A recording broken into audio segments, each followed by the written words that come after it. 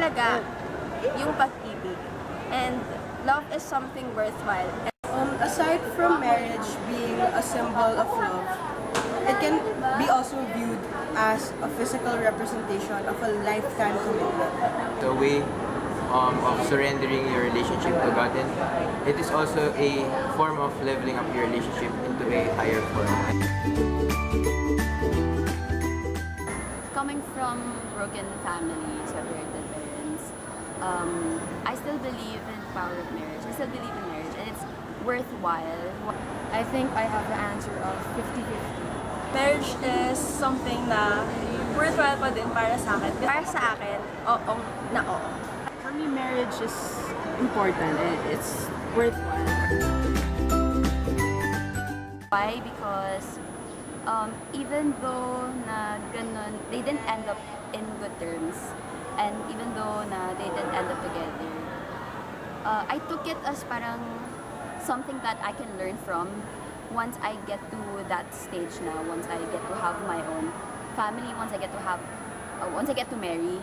It is of course still worthwhile because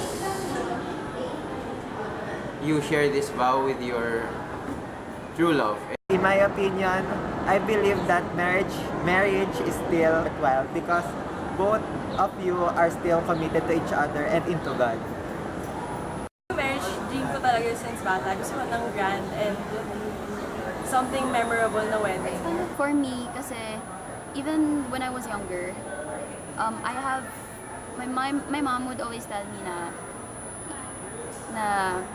when you pray at night, always pray to God na someday sana yung makatuluyan mo is someone na God has chosen for you.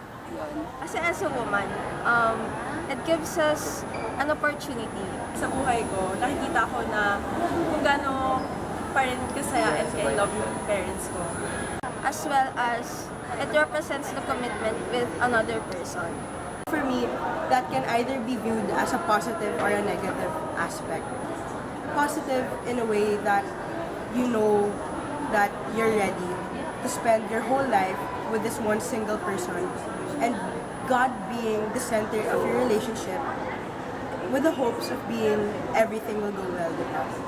What's important with marriage is the relationship with the person and that you get the blessing from God and your family, diba? And there's a lot bundled up when you use the word commitment. So you really have to be committed with the person that you love.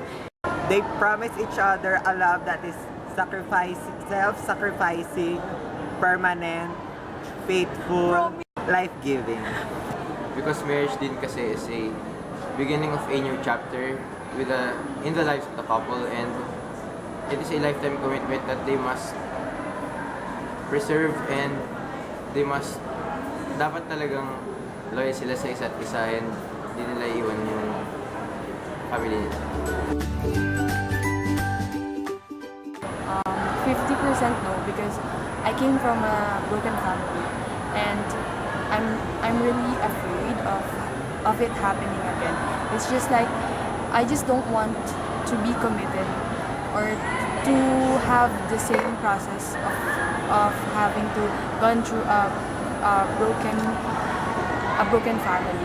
It's Negative in a way that once you're unhappy in that relationship, there's this constant fear at the back of your head that you can't call it off, no matter how toxic it may be, because of the commitment you made, not only to your partner, but as well as to God.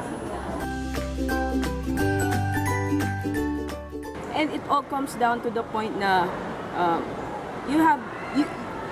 you marry the person when you are ready. Despite this, maybe I could change my mind in the future and get married.